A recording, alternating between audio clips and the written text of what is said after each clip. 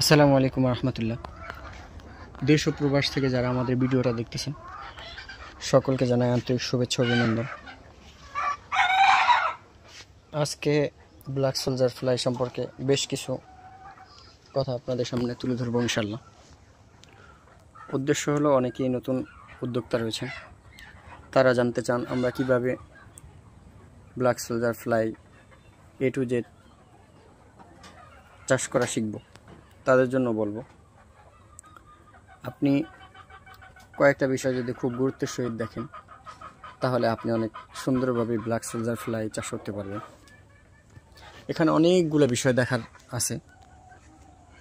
সেটা হলো, প্রথমে আপনি তো ব্ল্যাক সোলজার ফ্লাই এর লার্ভা, পিউপা অথবা ডিম যেটাই কিনে নেওয়ার পরে সর্বপ্রথম আপনার যেই জিনিসটা প্রয়োজন পড়বে সেটা হলো একটা মশারি আর একটা ঘর। আমি বলবো মশারিটা হতে হবে চতুর্দিকে সমান।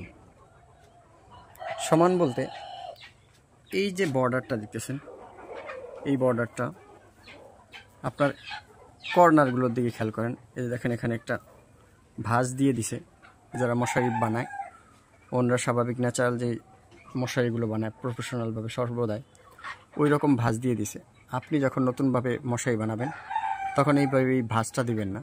আপনি ওই দর্জিকে বলবেন সরাসরি এমন লেভেল রাখতে।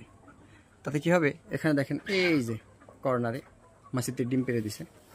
আপনি ছোট খামারি হিসেবে কর্নারে ডিম পেড়ে দেওয়াটা আপনার জন্য কষ্টের কারণ হবে। এই তো একটা বিষয় করবেন। আরেকটা হলো, এই যে মাঝখানে দেখেন আর একটা বর্ডার দিছে, ওই বর্ডারের ভিতরে ওই যে দেখা যায় ডিম পারছে। এই কারণে আপনারা ওই বর্ডারটাও দিবেন না, মাঝখানের বর্ডারটা দিবেন না। আপনারা মাঝখানের বর্ডার ছাড়াই মশারিটা বানাবেন। এরপরে যে জোড়া একটা থাকে, এখানে একটা জোড়া দেওয়া আছে। এখানে আপনারা আইকা দিয়ে, বাজারে যে আইকা কিনতে পাওয়া যায়, ওই আইকা দিয়ে ওই বর্ডারটা সিল করে দিবেন যাতে মাছি তার লেজ ঝুঁকিয়ে ওখানে ডিম পাড়তে না পারে। এ হলো মশারির আরেকটা বিষয় উপর দিকে। আরেকটা বিষয় হলো, কোনো মশারিটা কোনো দেয়ালের সাথে লেগে থাকতে পারবে না। দেয়ালের এই সাইডগুলো দেয়াল থেকে আলাদা হতে হবে, এক পুরা টান হতে হবে। এই যে নিচে দেখেন একবারে ফ্লোরের সাথে তারকার দিয়ে লাগিয়ে দিবেন। আর একটা ত্রিপল, আমরা যে ত্রিপল বিছিয়ে তারপর এই যে মশারিটা তারকাটা দিয়ে আটকিয়ে দিয়েছি। এতে হয় কি, মাছি এই বর্ডারের ভিতরে এসে বসে ডিম পাড়তে পারে না। আর যদি আপনারা এই ভুলগুলো করেন, এখানে ঝুলে থাকে, যে ধরেন এইরকম ঝুলে থাকে, তাহলে দেখবেন অনেক সময় এই যেরকম ঝুলে থাকলে মশারির ওখানে ডিম পেড়ে দিবে। বিশেষ করে এই কর্নারগুলো ভাঁজ রাখবেন না। আর দ্বিতীয়ত ওই নিচে ঝুলে থাকতে পারবে না, এভাবে টার্ন করে দিবেন। এই যে উপরে বাটটা যদি উঁচু করে টার্ন করে দেন তাহলে ওরা চলতেও সুবিধা হবে এবং সুন্দরভাবে ওরা ওই যে আকর্ষণ বক্স ওই কাঠে গিয়ে ডিম পারবে। আর এভাবে চেন দিয়ে রাখবেন, একটা হোক দুইটা হোক চেন দিয়ে নেবেন যাতে যাতায়াত করতে সহজ হয়। এই তো বলে মশারির ব্যাপার। একটা বিষয় হলো উপরে টিনের ব্যাপারটা দেখেন। এখানে আমাদের স্টিলের টিন ব্যবহার করা হয়েছে, এদিকে দেখেন প্লাস্টিকের টিন ব্যবহার করেছি। যেহেতু সূর্যের আলোটা দেখেন, ওই যে সূর্যের চমকটা, এখন বিকাল তাই সূর্যের চমকটা সামান্য দেখা যায়। সূর্যের আলোটা যেন আপনার লাভকে যে পড়ে, তাহলে আপনারা অবশ্যই ডিমের প্রোটেকশনটা ভালো পাবেন। এরপরে যে একটা দেয়াল খোলা আছে, এটাকে আপনারা পলিথিন দিয়ে রাত্রে আটকে দিবেন, দিনের বেলা খোলা রাখবেন যাতে অক্সিজেন যেতে পারে। ঠান্ডার সময় কুয়াশা যেন ঘরের ভিতরে না ঢোকে, এই জন্য আপনারা এভাবে আটকে দিবেন প্লাস্টিক দিয়ে, যাতে ভিতরে কোনোভাবে রাতের কুয়াশা আসতে না পারে, ঠান্ডা না আসতে পারে। তৃতীয় বিষয় হলো, আপনারা এই যে একটা বালতির ভিতরে কিছু কলা হোক, খই হোক, অথবা এই জাতীয়, অথবা দুধ হোক, এই জাতীয় যেটা দিয়ে একদিন রেখে দিলে একটা ব্যাড স্মেল আসে, সেখানে মাছিগুলো কাঠের উপরে বসে বসে ডিম পারবে। কাঠগুলোতে, কাঠগুলোর গ্যাপ সাধারণত অন্যান্য ইউটিউব থেকে দেখে নেবেন, সামান্য পরিমাণে একটা ফাঁকা থাকবে, ওখানে রাবার দিয়ে হোক অথবা আলপিন দিয়ে হোক আপনারা গ্যাপটা তৈরি করে নেবেন। এরপরে একটা মশারি দিয়ে বালতিটা থেকে দিয়ে তারপরে কাঠগুলো এভাবে দিয়ে দিবেন বিছিয়ে, 3-4টা করে, যাতে আকর্ষণে ওরা এখানে ডিম পারে। আর এই যে বলের ভিতরে দেখতেছেন আমরা পিউপা রেখে দিয়েছি ওখানে। পিউপা রেখে দেওয়ার সুবাদে দেখবেন ওখানে থেকে মাছি উড়ে এই মশারিগুলোতে ছড়িয়ে ছিটিয়ে থাকবে। হাজার হাজার লাখ লাখ মাছি দেখবেন এভাবে মশারিতে ছড়িয়ে ছিটিয়ে আছে। এখন আপনাকে প্রশ্ন, এখানে কি খাওয়াতে দেব? আপনি যদি ভিতরে ন্যাচারাল গাছ দিয়ে সেখানে পানি স্প্রে করে দিতে পারেন ভালো, আর যদি না পারেন তাহলে এই যে এই ধরনের স্প্রে দিয়ে আপনারা এইভাবে স্প্রে করে দেবেন। দিনে অন্তত 2-1 বার যদি স্প্রে করে দেন, 2-3 বার স্প্রে করে দিবেন, যাতে ওদের পানির চাহিদাটা পূরণ হয়। এই তো গেল আমাদের মশারির বাস্তবিক অর্থে আমাদের অভিজ্ঞতার আলোকে যেটা পেয়েছি আমরা বললাম। এরপর এই কাঠ থেকে দিনে 1 বার অন্তত অথবা 2 দিনে হলেও 1 বার এই কাঠ থেকে ডিম সংগ্রহ করবেন। কিভাবে সংগ্রহ করবেন সেই ভিডিওগুলো অন্যান্য ভিডিওতে দেখবেন। খুব সহজে ডিমগুলো কাঠ উঁচু করলে ওখানে দেখা যায়, সেখান থেকে আপনারা ডিম কালেকশন করবেন। ডিম কালেকশন করে কি করবেন সেটা আবার দেখিয়ে দিচ্ছি আপনাদের। চলেন আপনাদের সেখানে নিয়ে যাই। এই ধরুন একটা হ্যাচিং ট্রে। এটা আমরা 5 ইঞ্চির যে পাইপ আছে সেটাকে এই 4 ইঞ্চি করে কেটে নিব। কেটে নেওয়ার পরে এই যে শেপে কাটছি ওইভাবে একটা মশারি বেঁধে ডিমগুলো এখানে উপরে দিয়ে দিবেন। ডিমগুলো এখানে দিয়ে একটা কাপড় দিয়ে, এরকম কাপড় দিয়ে ঢেকে দিবেন রাতের বেলা, যাতে একটা অন্ধকার ভাব হয়। এরপর ভিতরে খাবার কি দিবেন আপনারা? অনেকেই প্রশ্ন, আমরা ভিতরে কি খাবার দিতে পারি? পচাগোলা খাবার দেবো না, আপনারা ফিড প্লাস আলু অথবা পেঁপে এগুলোকে ব্লেন্ডার করে এখানে দিয়ে দিবেন। তাহলে হবে কি, খাবারের আর্দ্রতা ঠিক থাকবে। শুধু ফিড দিলে হয় কি, খাবারটা শুকিয়ে যায়। ফিডের যে আর্দ্রতা শুকিয়ে গেলে অনেক সময় এগুলো তো খুব ছোট আকারের লার্ভা হয়, ওইগুলো মারা যাবে। আর যদি আপনি আলু পেঁপে এগুলো দিয়ে সংমিশ্রণ করে ব্লেন্ডার করে দেন, তাহলে এই আর্দ্রতাটা বেঁচে থাকবে। এবং এই যে দেখুন আমাদের এটা ফুটে গেছে, এই যে এখানে যত ডিম ছিল সবগুলো ডিম ফুটে গেছে। এগুলো নিচে দেখতে পাইতেছেন কিনা জানি না, আমি খালি চোখে দেখতে পাচ্তেছি। খুব বেশি নড়াচড়া করতেছে ওরা। এই যে দেখুন ওরা নড়াচড়া করতেছে। এখানে যদি আমরা আর্দ্রতাটা ঠিক না রাখি তাহলে এটা শুকিয়ে যাবে আর ওটা মারা যাবে, লার্ভাটা মারা যাবে। এখানে কিছুটা আর্দ্রতা বাকি রাখবেন।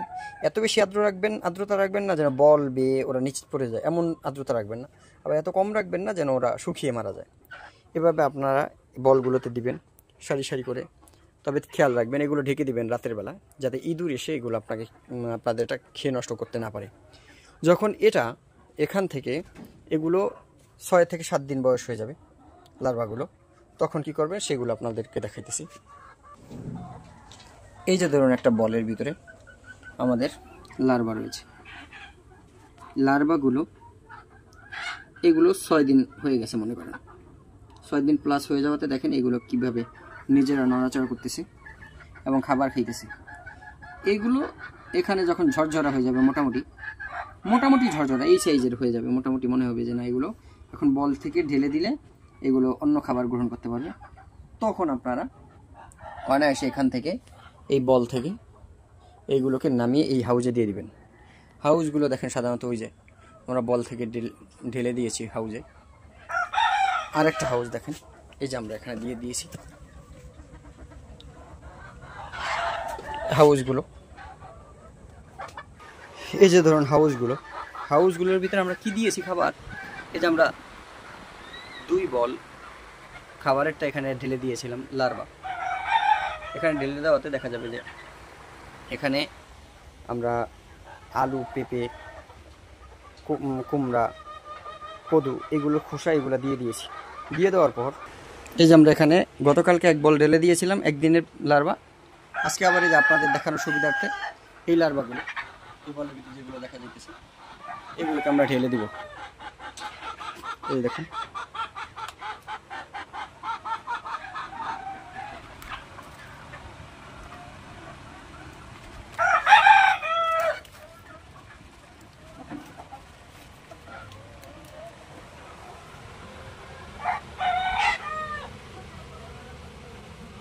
দেখবেন ওরা সুন্দরভাবে ছড়িয়ে ছিটিয়ে এভাবে খাবার গ্রহণ করতে থাকবে। এতে দেখা যাবে আমাদের এই হাউজে যে খাবারগুলো দিয়েছি ওরা অনায়াসে 5 থেকে 6 দিন এখানে থাকবে বা 7 থেকে 8 দিন এখানে থাকবে। এরপর এগুলো পরিপূর্ণ খাবার উপযুক্ত অর্থাৎ মুরগিকে খাওয়ানোর উপযুক্ত হয়ে যাবে। আরেকটা জিনিস, আপনার একটা ফ্যান ফিট করে দিবেন এখানে, যাতে সালমোনিয়া গ্যাস যেটা আছে সেটা উৎপন্ন হতে না পারে আর পরিবেশের ভারসাম্যটা ঠিক থাকে।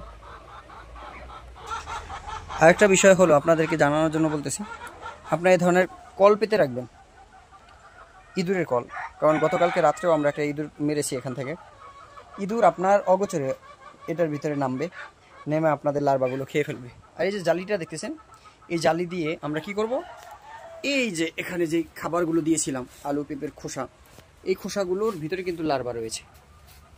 এই খোসাগুলোর ভিতরে লার্ভা রয়েছে, এই খোসাগুলোর ভিতরে পর্যাপ্ত লার্ভা রয়েছে। দেখা যায় না, উপরে কিন্তু মনে হয় যে সব খোসা, কিন্তু এগুলো যদি আমরা লাড়া দিই,